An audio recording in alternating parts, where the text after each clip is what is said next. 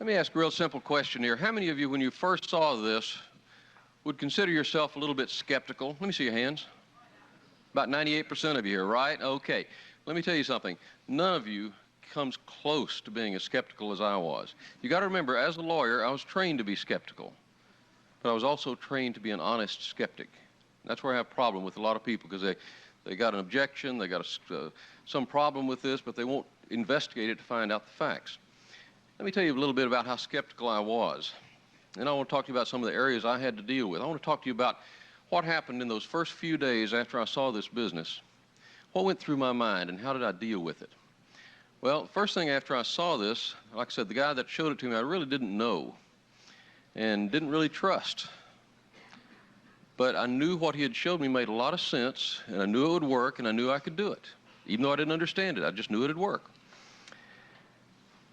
Well, first thing I went back, and I figured this thing has to be illegal. And so I checked out Amway Corporation. I called Dun & Bradstreet, Retail Credit, called the U.S. Senator's office, called attorney generals in a number of states, particularly in Florida and in Michigan, talked to associate attorneys generals in those states. And the one in Michigan, I know I was kind of amazed because here that company had been there for, at that time, about 20 years. And I don't think they had had a single complaint. No, they had one complaint filed against them, and that was for some mother whose son got out, and there was a dispute as to who got what bonus. It had nothing to do with the company. I thought, well, that's amazing for a company that size to not have complaints against it. I mean, I thought, man, they'd have a whole, print out huge sheets of them. Nothing. And I called the Attorney General in Florida and spoke to one of the staff counsel there, and he said no, I don't know a whole lot about it. We've never had a complaint. In fact, I've got a couple of friends that are in this. One of them's a lawyer and one of them's a dentist, and the dentist has already cut back his practice. He's making so much money. I thought, well, that's interesting. Okay. And then because I didn't really know my sponsor, he'd just moved into our community from Kentucky. So I called the Attorney General in Kentucky. Says, this guy in trouble for anything up there? I mean, you don't get much more skeptical than that, folks. But let me tell you about some of the real challenges I had to face those first few days after I saw this. Because a whole bunch of them went through my mind. I mean, this thing was on my mind. I knew it would work. I knew I could do it. I knew I wanted the income it would give me, the freedom it would give me, because I was ready for a change. I was ready for something that would give me the security and the income that I wanted for my family. And the biggest objection I guess I had, and like probably many of you, I frankly didn't have enough time. And you heard earlier, about all the different things we were in. I was on the board of a private school. She didn't mention that at that time our headmaster had just absconded with all our funds and gone to Canada. So we were going through a real crisis there. I was on the board of a lot of things at our church, plus teaching a Bible study there. We had the publishing company. I had political things that I was involved in the community. Just a bunch of things that were pressing in real heavy on me, and I frankly did not have any time. You put that on top of an already very, very busy law practice, there was just no way I could make time for it. Let me take that back. I could make time if I hunted for it. Now, I realize there's 2 or 3 different things. First is that I begin to realize you always have time for what you want. I don't know where it comes from, but you always manage to make the time for something you really want, whether it's playing golf or traveling or whatever it is. Maybe not all you want, but you can at least find some time for it. Let me ask you this.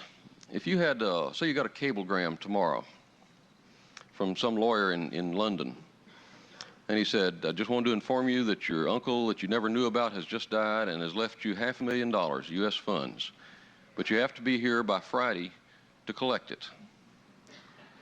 How many of y'all would say, well, shoot, I'm going to miss softball? and then the Simpsons are on. My kids love for me to watch the Simpsons with them. Okay? Or if you had a friend that won an all-expense-paid trip for 4 to Hawaii, and he called you up and said, man, they're going to pay our way over to Hawaii. We're going to fly over there, first-class airfare. We're going to stay on Maui at the Ritz-Carlton. We're going to be pampered for a whole week. I mean, man, it's incredible. We're leaving next Friday. And you said, well, Saturday I've got to do my yard. Do you understand how foolish that sounds? So you make time for anything that's important. You learn to prioritize things. You learn to drop things that are not important. Now, we dropped church volleyball. That's it. Now, I was on the board of the school. I didn't drop that until I ended my term, and then I didn't stand for re-election. And I slowly began to pare out little bits and pieces of time. I learned how to use my time better. If there's some program that you want to watch on TV that you must watch, well, that's what VCRs are for. We'll record it and then watch it on Sunday afternoon when you got some spare time. You learn to multiply your time by listening to tapes while you're driving in your car. You learn to piggyback time. You become more time efficient. I mean, you can be president of the United States or a paper boy. Both of them have the same 24 hours. Some just use their time more efficiently than others. So we can teach you a lot of that. So you'll learn how to do that. Another thing I liked about this, I began to realize it's got some time flexibility that a lot of businesses don't have. If I were going to get me a shop in the mall, I knew I'd have to be there from 10 in the morning till 9 at night, and at Christmas till 11 at night, and I'd have to be open on Sunday afternoons, and certain restrictions, you have to be there just like on your job. I realized with this, if I've got a real busy week, I just don't do quite as much. If I've got some spare time, then I can put it in. If I've got a lunch free, I can meet somebody at lunch and show them the program. If I've got a Saturday afternoon free, I can meet with 3 or 4 different people and show them. So it's very time flexible. And that's kind of appealing to me because most businesses will pretty well lock you down on your time. And then the thing that really got me excited, I understood the principle of time duplication, time leveraging. I knew how to leverage money. I mean, I'd done that before, but I didn't understand people leveraging. And when it began to sink in on me, I began to understand that maybe I could sponsor some people that had some time. That's not too bad an idea, is it? And I could, of course, make the time myself, but I could multiply my effort by involving other people so that maybe I sponsored a bunch of people just as busy as me and they only put in 5 hours a week, but I got 100 of them in the business. That's 500 hours going into my business on which I get revenue and credit, but I may be only putting 5 in myself. So I began to understand the principle of time duplication. I realized that really it's almost a spurious objection to say you don't have time. The question is you don't make time, but you will make the time if you see the importance to yourself and to your family. I guarantee you will find the time. That's just the way our system works. It does work. And that brought me to my second objection. I really want, does this thing really work? Now, you may say that's ludicrous to even suggest that now. Had a guy this past week with several college degrees say it won't work. I thought, man, where have you been? You're overeducated, way beyond your intelligence there. But even when I saw it, this thing had been going on for 20 years about and growing good and strong, and I thought, it's kind of silly. Of course it'll work. And even now, I mean, it's even a sillier question to think about because, you've got average 30% growth over its lifetime, going on 4 decades, 60-plus countries, just opening in new countries all the time. This thing is the most explosive, fastest-growing business concept I have ever seen anywhere. So I knew it would work. That was not a question to me. But some people still have that thing, and I find it hard to understand that as an objection, but obviously it works. I mean, what other companies are in the multi-billion-dollar class growing that fast and are debt-free? I mean, it works. That's just simple enough. And then I got to think, well, if this thing really works, it may be working too well. This thing is going to saturate on me. Did y'all ever have that thought? Someday, boy, there's going to be more people in this than there are people in the world if it keeps going. I mean, because again, with my math background, I kind of calculated out and said, well, in so many years, there's going to be twice as many people in this as there are in the world. And I got to thinking, well, if you look at all the people getting in, there's actually more people turning 18 every year than are getting in this business every year. So we got a constant new in-crop of people coming in that are looking for something. And you realize some people don't get in. So it won't saturate. Some people are just never going to get in for whatever their particular reason is. And we've got such a tiny fragment of the market. The last I heard, it was like 0.5% of the people in the U.S. are involved. In Hong Kong, which is probably our most heavily saturated market, 1 out of every 100 people is involved. But that means 99 out of 100 are not involved. And we've been in the U.S. for long, many, many decades, and we haven't even started to approach the approach to saturation. So now, of course, if it does saturate and it's all under me, I don't have any objection to that. But and they're constantly coming out with new products. So every time they get a new product, they've got a whole new market opened up to them. Expecting this year to sell over $1 billion worth just of cosmetics alone. I mean, it's an incredible thing, and it's just growing faster and faster. But I guess the one thing that, it was a little later after I got in the business, that really convinced me that saturation is not an issue. I was up at the corporation to work with some people on a professional's tape. This was a number of years ago. And I remember I needed something that we didn't have, so they took me across the street to the Ada drugstore. This is in Ada, Michigan, a little community where Amway plant is located. And I remember I walked into the Ada drugstore, and I could have taken a rock and thrown it and hit the Amway property. I mean, it was that close to it. And they had Brandex stuff all over their shelves. I mean, it started in the little town of Ada, and after all those years, they hadn't even saturated Ada, Michigan yet. But man, it's never going to happen. It happens under me, that's fine. Okay, go back to that. And then again, I had the question, is it illegal? And that's one of the first things I went back to my law books after I saw that, and I went back and pulled out the Florida statutes, and I said, this thing's a pyramid. Now again, you understand, any successful business typically is going to be pyramidal in structure. An army is going to be pyramidal in structure. You got a general and a bunch of, brigadier generals and colonels and lieutenant colonels and so on down. It's pyramidal. It's an efficient way to do business. What we do is somewhat the same way, except anybody can, it's kind of like an inverted pyramid. Anybody who wants to can choose to go to the top. What's your chance of becoming president of the company you're in now? 0 to none? Well, in this, you have every possible chance of becoming the biggest that this business has ever seen. And you're going to have a lot of people help you do that. And that kind of interested me. And I said, well, legally, though, why is it not a pyramid? And I looked it up. And in Florida, at least, and most other states, there are two basic requirements to be a pyramid. One is that you have inventory loading. In other words, you get in, you buy $5,000 worth of water filters or vitamins or whatever it is. The other is you get a finder's fee. In other words, for signing people up, you get a fee for it. You get so much money for each person you sign up. Now, I look back at this, I say, well, this doesn't have that. I mean, you don't have to buy any inventory. And, just buy stuff for my personal use, and that's about it. And I said, there's no finder's fee. In fact, actually, when I sponsor someone, I assume a responsibility. It's a debt to me to go and work with that person. So not only do I not get paid for it, I pay to go work for that person.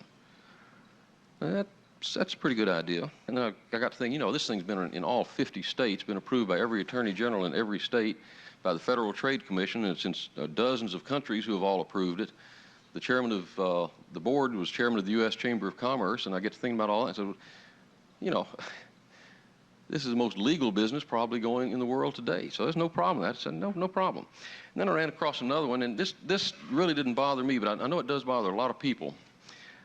I wonder, can you really save money with this? Now, you understand, no one's ever saved their way to financial wealth. Okay, by clipping coupons, you're never going to become wealthy. So saving really was never an issue with me. I mean, I looked at this and I figured, and this was years ago when the products were pretty high priced. They, a number of years ago, did away with 30% of the stock keeping units that were not competitively priced. So everything you've got now is very well priced. But back then, some of it was pretty overpriced. And I thought, well, it doesn't bother me. If I spend a couple $100 a month and make $100,000, I don't mind. If I throw the stuff in my swimming pool, I could bury it in a hole in my backyard and make $100,000 by burying $200 a month. I wouldn't mind that. It never fazed me that it was cost competitive or not. I never even looked at that. But a lot of people are concerned about it, and that's why in our first night pack we have that cost comparison sheet that shows how, you can compare, our dishwasher stuff to the brand X dishwasher stuff, and so it shows the cost per use, because again, everything is highly concentrated, so you pay more per container, but your cost per use is very small. And even at just buying it with no rebate back, no bonus back, you're still way, way, way ahead of the game, anywhere from 30 to 50% ahead of most anything you'll find on the market.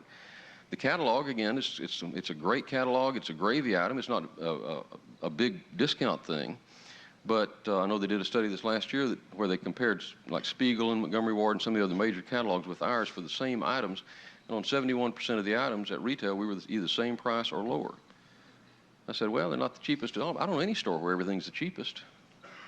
And really, cheapness doesn't really determine it for me. I mean, if price alone were the only consideration, there'd be no 7-Eleven or Neiman Marcus, or needless markup, as some call it. So that really was not an issue for me, and it really shouldn't be for anyone. And I began to wonder, is this thing really secure? Because, see, I'd been burned. I told you about the franchise thing I was in, and some of these where I had something going and the home office goes belly up and leaves you dangling in the wind. I didn't want that anymore. I didn't want to lose money to anything. And I began to investigate it. That's why I called Dun & Bradstreet and found out that the company was debt-free and growing like it was and carried a huge balance in the banks, just a massive amount of cash. And then I looked at the product line. I said, well, soap really doesn't excite me, but everybody I know uses the stuff.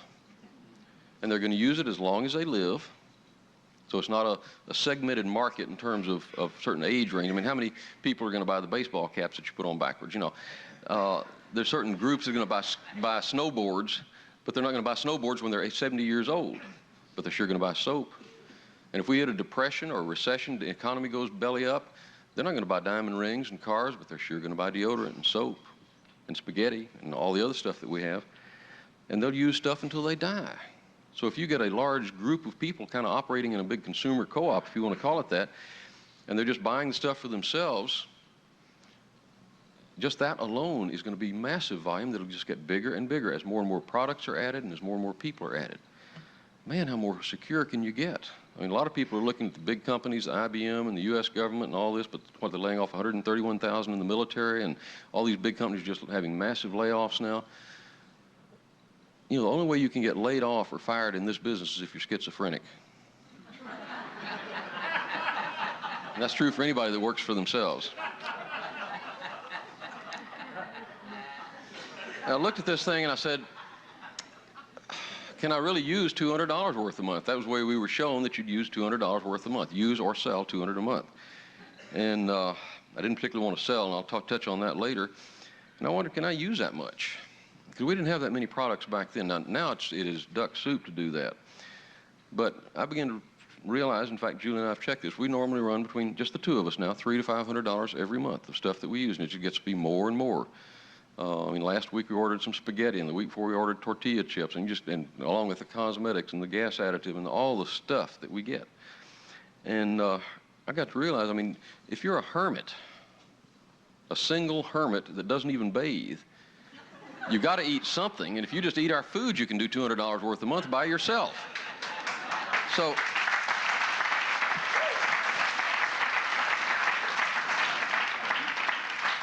I figured, you know, that's not going to be really a problem with me, okay? Then I got to thinking, well, now this is something that troubles a lot of people, and it troubled me when I first saw it. I had some status, okay? I had a very large income, had a very nice home, had a very good position in the community, a good law practice. I was fixed. I had, quote, status. And Amway didn't have much status back then. Now it's changed. I mean, you're finding, you know, sponsoring the NBA and all this good stuff that's happening. And I mean, and if you've read the Merrill Lynch report on the Amway Asia Pacific, I mean, it is flat impressive, folks. We've got a business that is moving up in status real fast, if you want to call it that. But when I looked at it, it was a soap company. And the image was, particularly in our community, because of some people that had built the business there, it was just a soap company where people would go around door to door selling soap. Did I want to be associated with that as a lawyer? Not particularly. But then I got to thinking about it. Never in my life as a lawyer, I guess that's why I've been kind of a lone wolf when I was practicing law. I never even took in a partner. I didn't go to the bar association meetings and schmooze with the other guys and try to, you know, meet the judges and do all this sort of thing. I just wanted to succeed on my own merit, not by the politicking that I did. But I began to realize then that I had never looked for approval to the committee of they. A lot of people are looking for the committee of they. What are they going to think to approve what they do?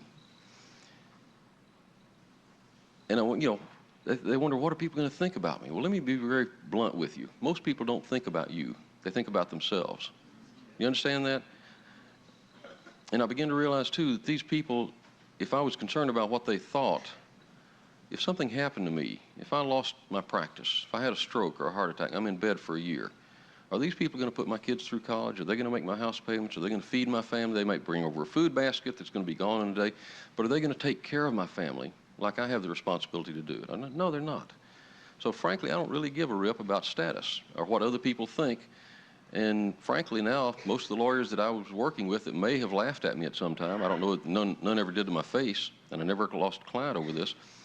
But I think I've got a little more status than they do because I've been retired for 14 years and they're still working. Okay?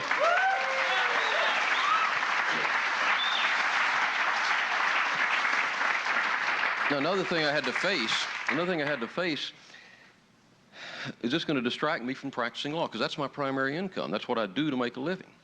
And this, I know, isn't going to make me any money for a little while, so is it going to distract me? Is it going to keep me from being a good lawyer? But I began to look into this and study it and talk to people, and I began to understand that really people in this business generally become more successful at their job they're doing. Because I don't know what the figures are. Last I heard it was like 15% of a person's worth on their job is attributed to their technical skills, 85% to their people skills.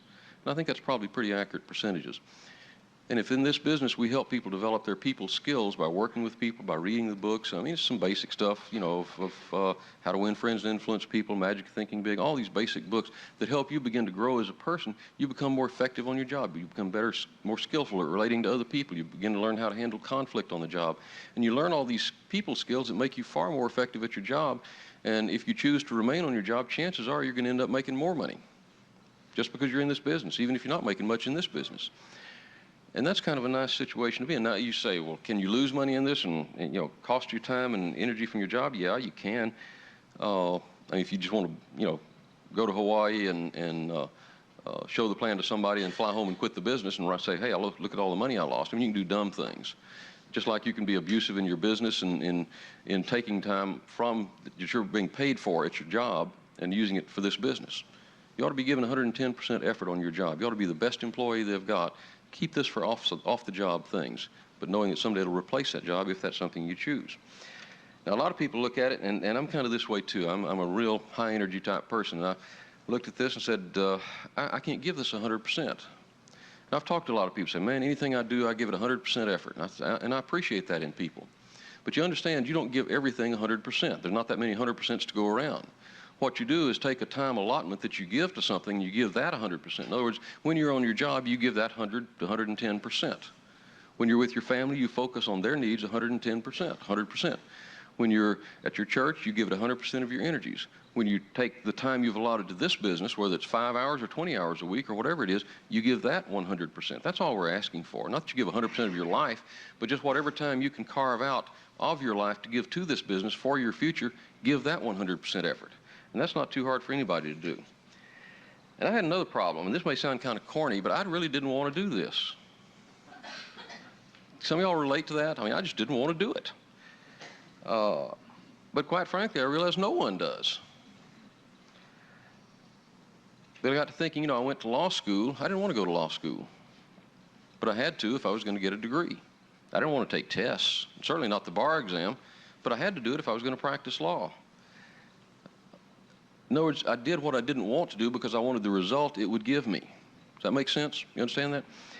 And we do that all the time. Someone told me an example, and I guess it really helped me get over this particular challenge at the beginning.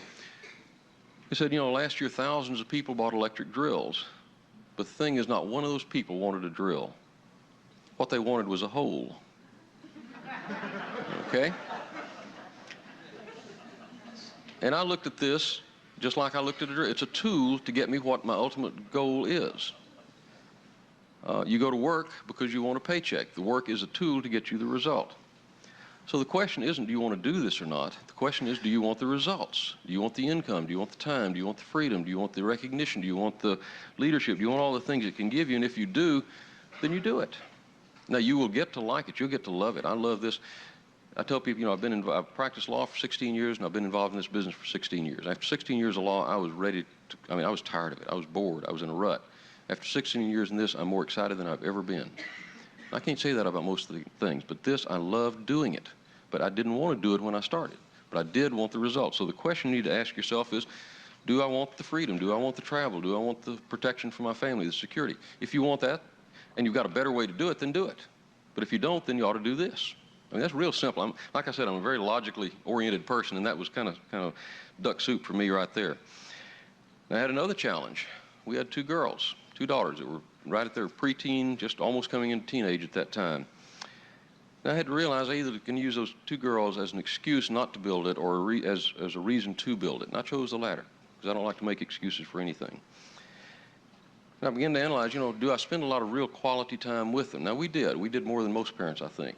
But most people don't. They'll spend what they call time with their kids sitting in front of the TV watching it with them and then griping when the commercial comes on because they don't move fast enough to bring the Cokes back or whatever it is. That's not time with your kids. What we did, we chose to make the time available for our kids, like Julie talked about earlier, have dinner with them, get some specific time with them, have family time, we'd travel together. And I knew that for a while I was doing a lot of meetings at night particularly, a lot of them Julie could stay home, some of them she needed to go with me, and then the girls were home by themselves, but they were old enough to stay by themselves, or certainly if you've got small children with a sitter. But I knew that generally they were either washing their hair, talking on the phone, studying, or sleeping. That's not quality time that I'm spending with them. I spent the quality time at dinner, then we'd go and they'd do their thing, they'd go to bed, because I knew I was building the time to where I would have time with them. And because we did take that time temporarily, I became a full-time father to them. Then the only time I couldn't be with them was when they were in school. That's kind of nice. And put them in their motorhome, put them in the plane, and while they were in their teen years, we traveled all over this country together. And it gave me full time with them as a full-time dad that I couldn't have done as a lawyer. Some people look at this, and I had a little of this, but not too much, but some people look at this and they say, well, I'm not very money-oriented, or, I'm doing okay. You ever dealt with anybody like that? I'm doing okay. Okay relative to what? Relative to your neighbor that's broke too? I mean, let's just be real candid about this. Why do you go to your work? Because you want money. Would you go to work if they didn't pay you? No. Well, aren't you being money-oriented by going to work just because you want money? Why not go and do something where you can get more money? Because with more money, you can take care of your family better, you can help more people, you can give more to your church, you can do more to help your house, your household, your parents, all these things. So just because you say, I'm not money-oriented, you are. The grocery store doesn't take good intentions, they take money. Money is a necessary medium of exchange. If you have more of it, you can do more for yourself and more for other people. And if you aren't willing to do that, you can sometimes be considered a little bit selfish. Because if you've got more money, you can help a heck of a lot more people. You can help kids overseas through World Vision. You can help the local rescue mission. You can help your church. You can help United Fund. Whatever it is that appeals to you, you can do it if you have money. But broke people can't give money to broke people. Broke people can't even help broke people in most areas. And no matter how good your job is, how secure you think you are, people look around you today. That job market is no longer secure. You can't go to work for a company and expect to work there 40 years like our parents did.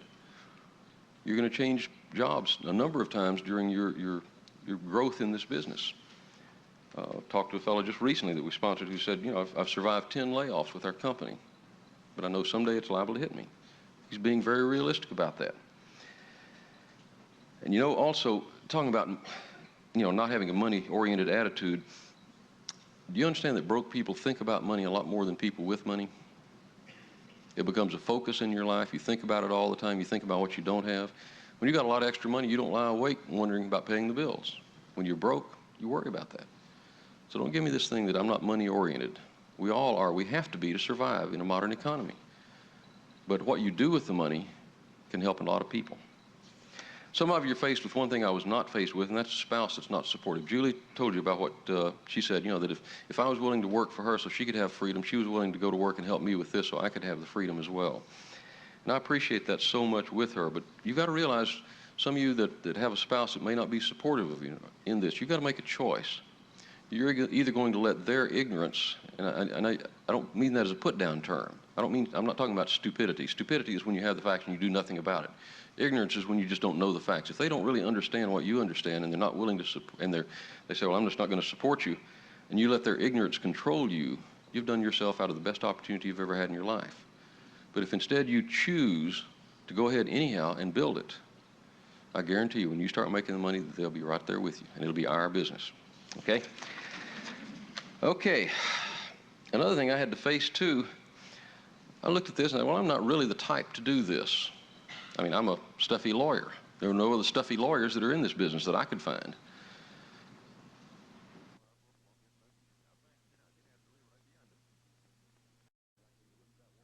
And I could either look at that one of two ways. I could say that either lawyers can't do it or there's unlimited opportunity for lawyers, just depending on your outlook on the thing. But now you've got a real advantage I didn't have back then. You've got a thing called profiles of success. And I hope you take it and just read it constantly, because what that does, it's got every conceivable age, it's got every conceivable background, every conceivable education, every conceivable occupation. You can't look at that and say, I can't do it, because there's somebody in there that's very much like you. I don't care if you're a long-haired hippie or a 56-year-old banker. It doesn't really matter. There's somebody in there that has done what, come from where you are, that has done it.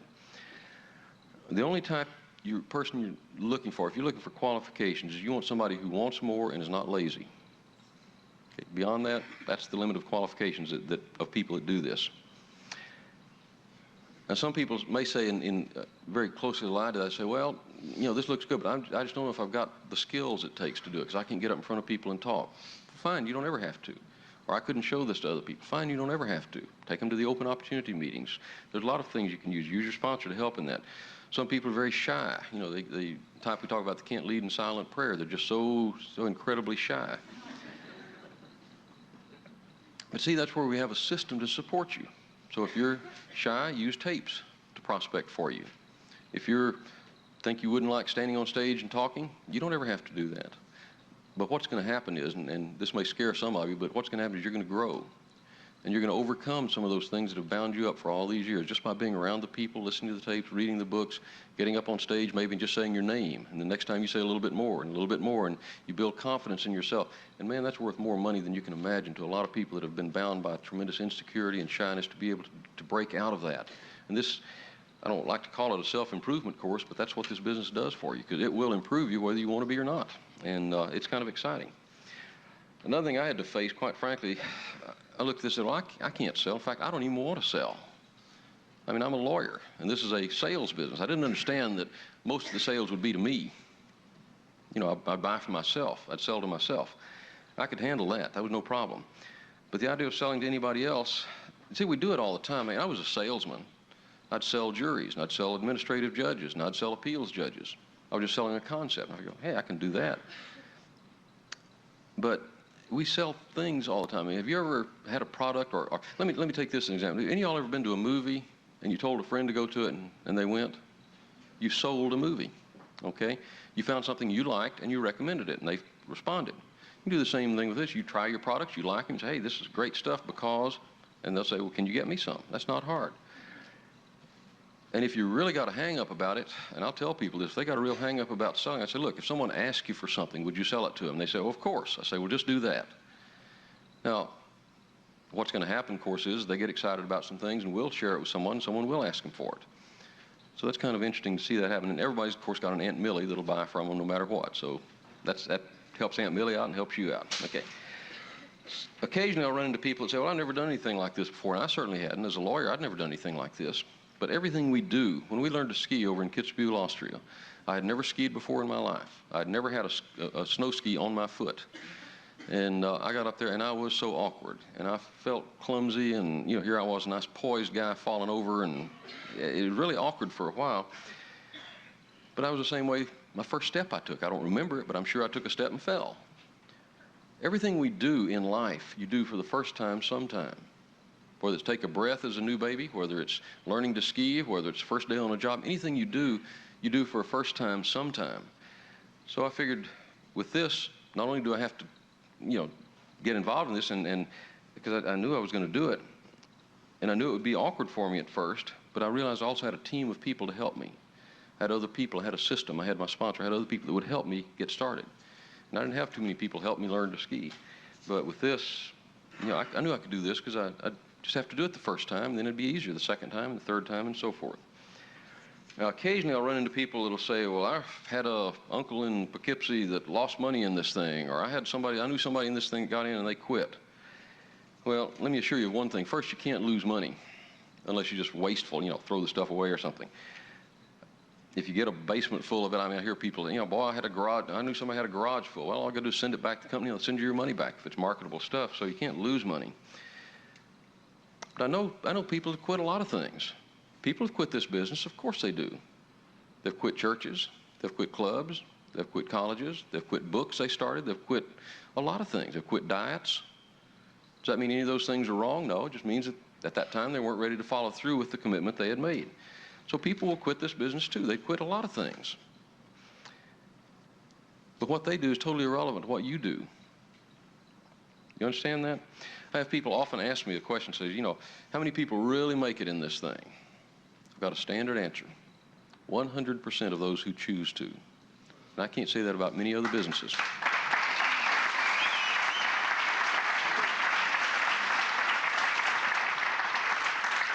Every so often I'll run into someone, I did this just recently, in fact. They'll say, well, you know, this thing looks really good, but I'm looking at this other business too, this other network or multi-level or whatever you want to call it business that's quote, just like Amway, only better. And I'll always encourage them and say, well, great, you know, hope you make it big, but if, you know, things don't work out like you expect, you know, come on back to me. I never want to put down what they're doing. But see, I know in my heart they will be back if they got any guts inside them at all, because what they're doing isn't going to last. I've seen hundreds of things over the last 16 years come and go and come and go, because they were either underfunded, they paid out too much, and some of these you can make some big bucks in. I don't question that. You can make a lot of money at the front end. But what they're doing is paying that money out rather than putting it back into capital development. So when the thing gets growing, the thing collapses because they haven't put the money back into the system to make it work, and so nothing there. And it always hurts me to see that, because I know they'll make a little bit of money, but what's going to happen is they're going to bring in a bunch of their friends, and then When the thing collapses, they're going to be embarrassed, they're going to be awkward around their friends because what they brought them into something that didn't last. And you look at Amway's track record, because that was a real concern to me. And I looked at Amway and I said, man, that is flat impressive. And you look at it today and you see the growth they've got, the fiscal stability.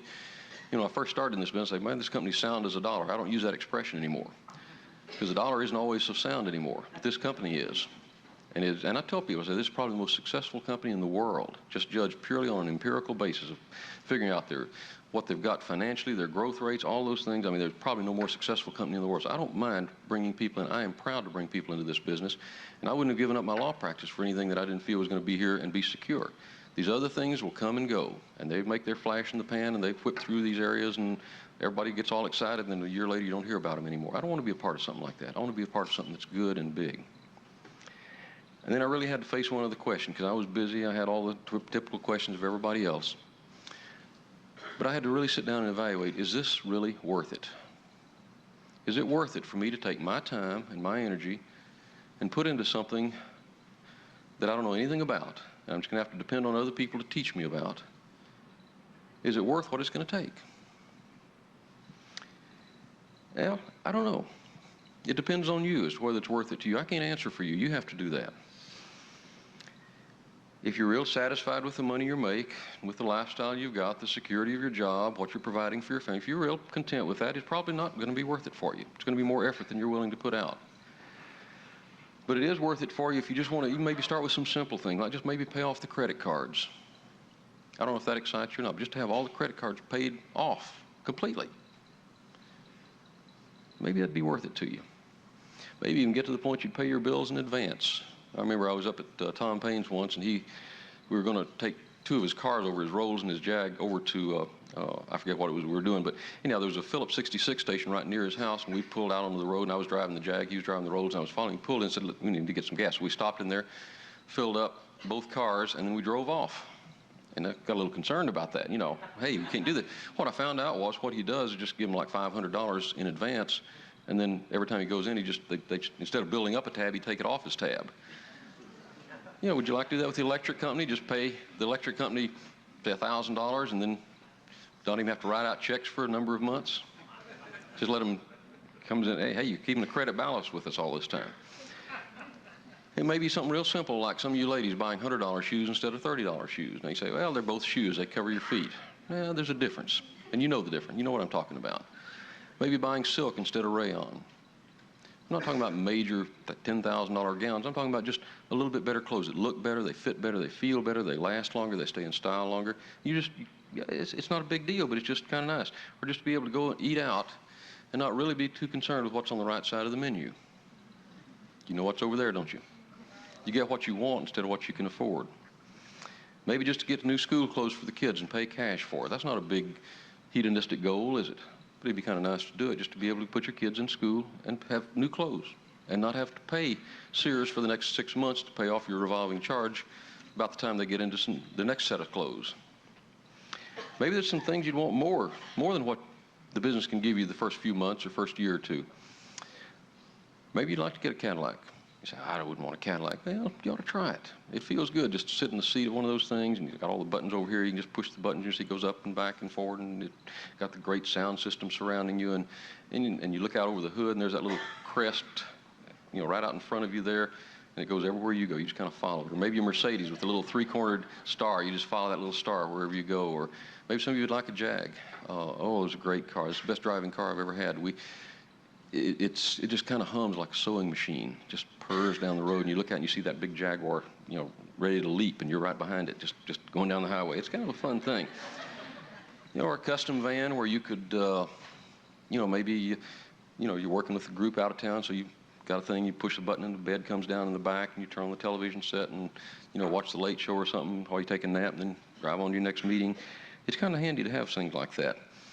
Maybe you'd like to move up to a motorhome. We got us one back in '83, I believe it was. Bought us a new Airstream motorhome. That was a big silver giant thing. And we put the kids in it, and we traveled. My stars, we traveled. We put on 75,000 miles in a year and a half on that thing. Took the kids up to Maine, took them to Colorado, took them all over the country. And it's great to be able to travel with your family because there's no phones ringing, no kids coming by, no peer pressure. I mean, it's just parental relationships that you're developing with your kids. And you can just be with them full time. And they have a great time. It just expanded their view of life so much more just to be able to travel and see different parts of the country. So, that can be kind of nice. And maybe when you get a little further down the road than any of us in this room are, except maybe Ron and Toby, you can do something like in this month's Dream Builders. I don't know if you've gotten it yet, but it talks about Liberty motor coats that Randy and Val Haugen just got.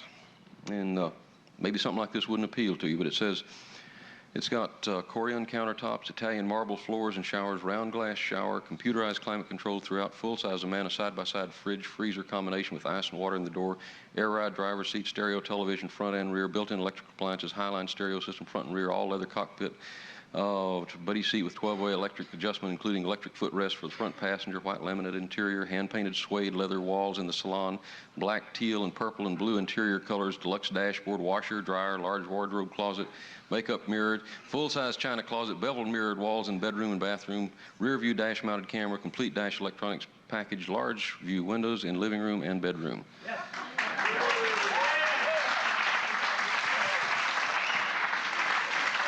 And can you imagine how it's going to feel when you can put your family into something like that and you just glide down the road?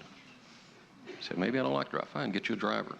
Hire somebody to drive for you. And you just sit in the bedroom and take a shower at 80 miles an hour and, pop something in the microwave when you get hungry it's kind of nice. Maybe that's a little more than some of you can imagine, but can you imagine just getting how it'd feel to have new carpet throughout your house? No stains, no dog spots, no funny smells. Brand new, you know how new carpet smells? Just have that totally throughout your house. In some real modern colors and just something you really like. I mean, that olive drab shag is getting kind of ratty looking right now and you'd like something new, okay? Or maybe just new furniture. And I'm not talking about just furniture you buy on sale. I'm talking about quality furniture. Something that's going to last, you can pass on to your kids. Good quality furniture.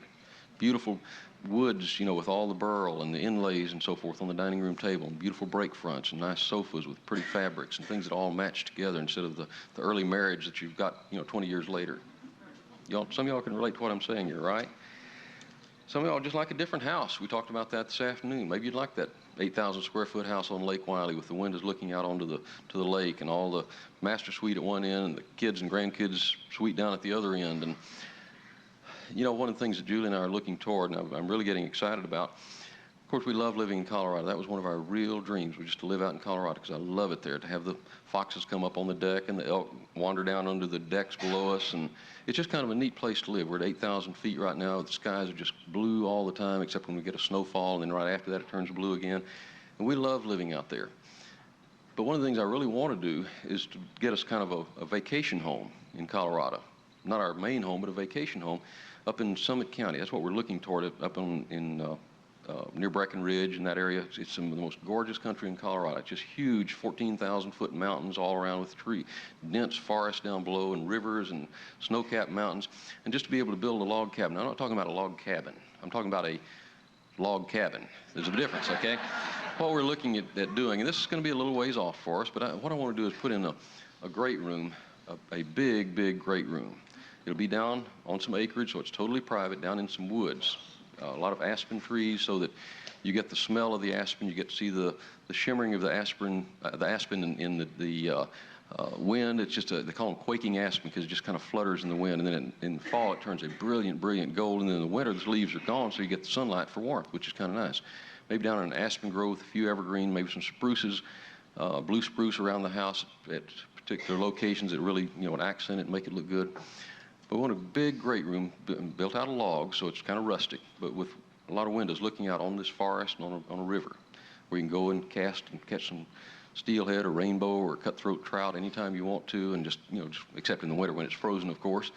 But just go out there and fly fish when you feel like it, and then walk back to the house.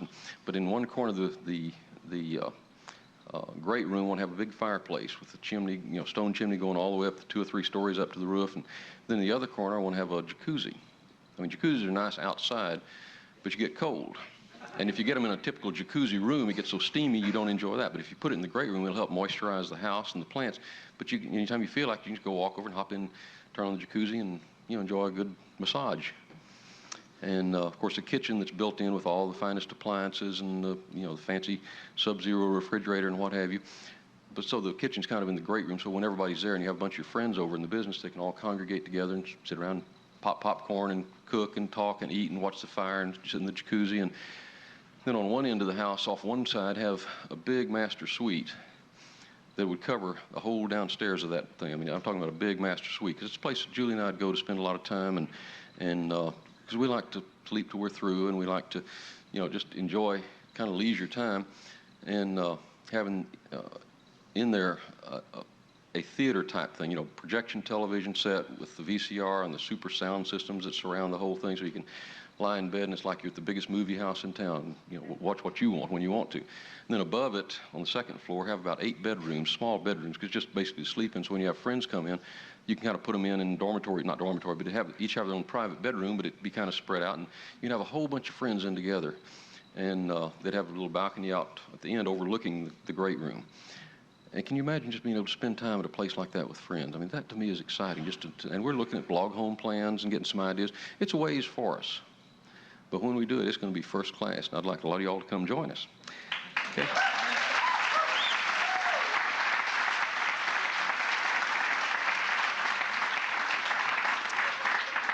And some of you say, well, gosh, I can't do it. You talk about all this travel and stuff. I got little kids. I can't do that.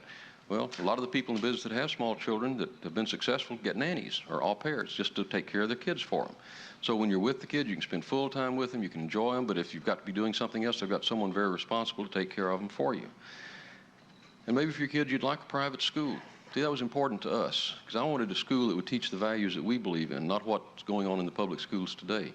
So that's why we started a private school, and it was expensive to start it and to run it.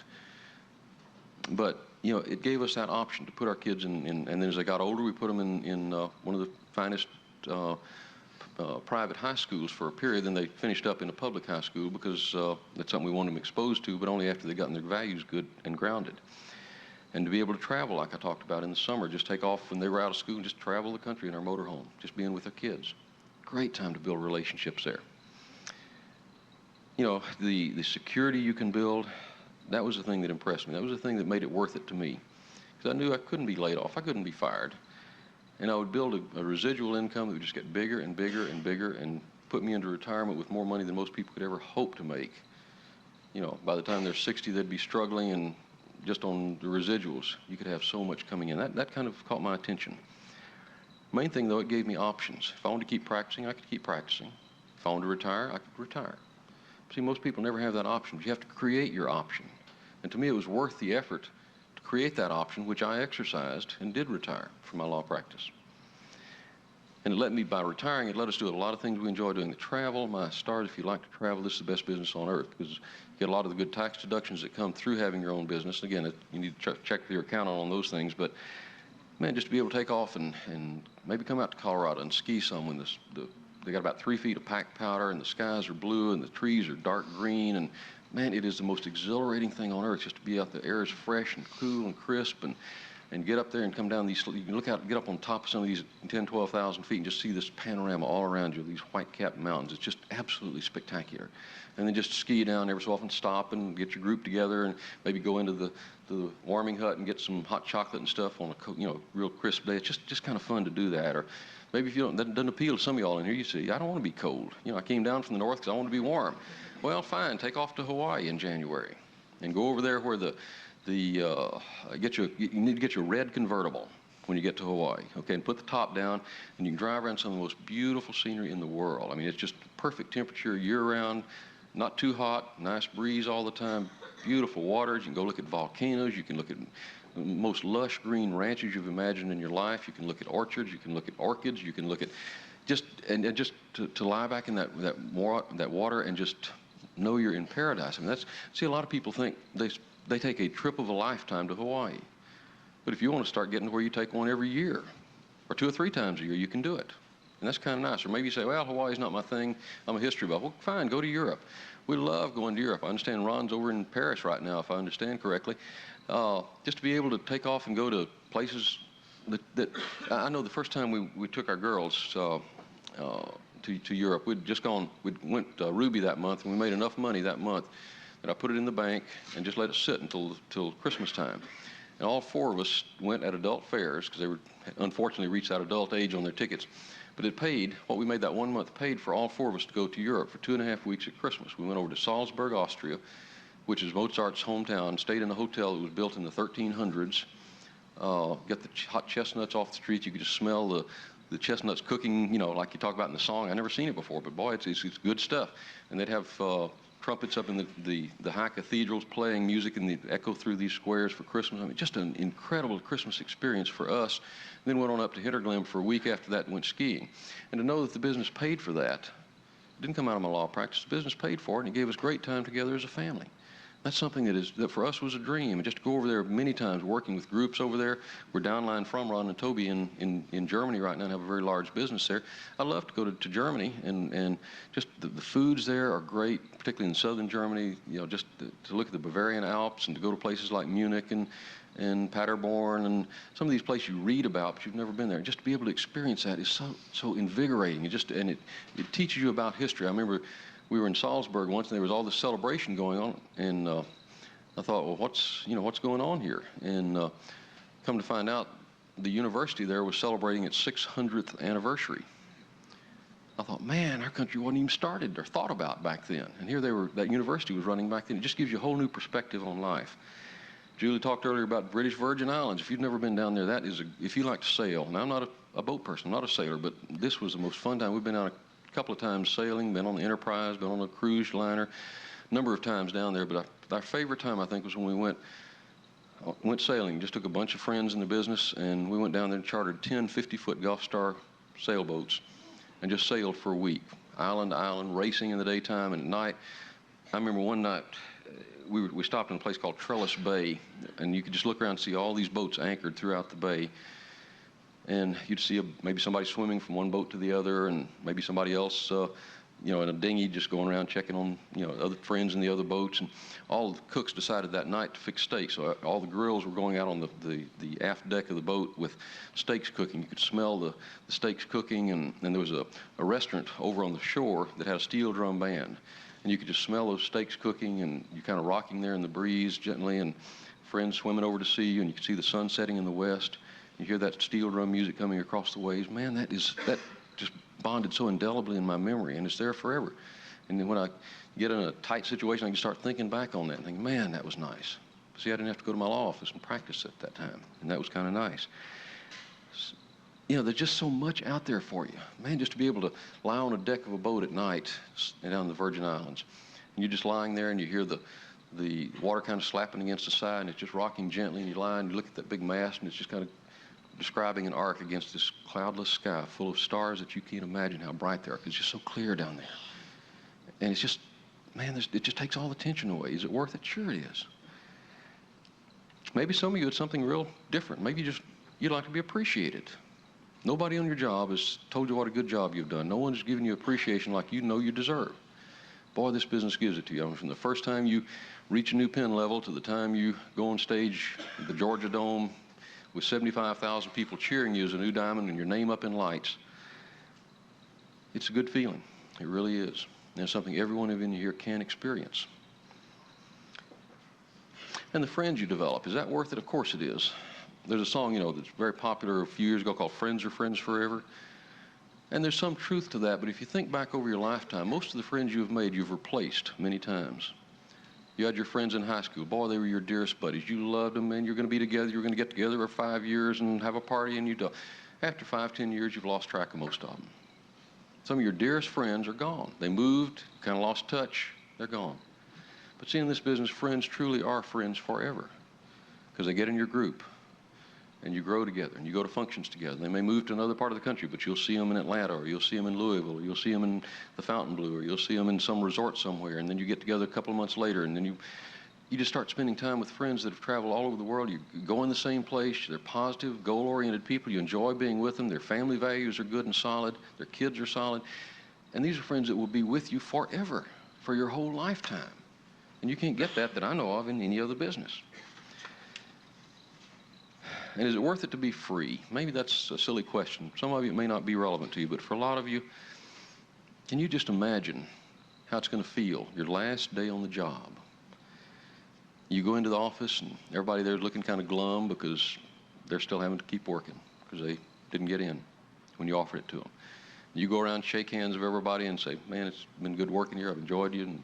And, it's just eating their heart out that you're free for the rest of your life.